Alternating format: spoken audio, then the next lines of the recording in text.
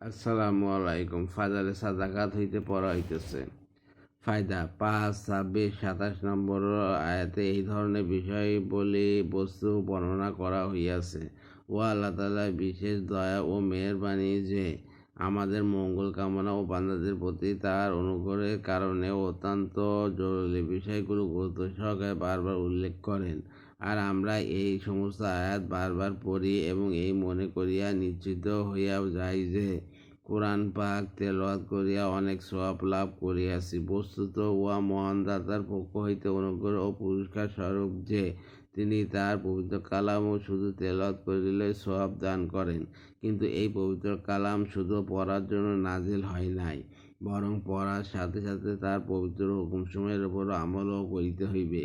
সমগ্র জগতের বাদশাহ, আপন মনিব, অনুগ্রহকারী, প্রতিপালক, রিজিকদাতা, সৃষ্টিকর্তা বারবার একটি বিষয় আদেশ করিতেছেন, আর আমরা বলিতেছি যে আমরা তো আপনার আদেশ পড়িয়াছি, উহাই তো যথেষ্ট। উহা আমাদের পক্ষ হইতে কত বড় জুলুম।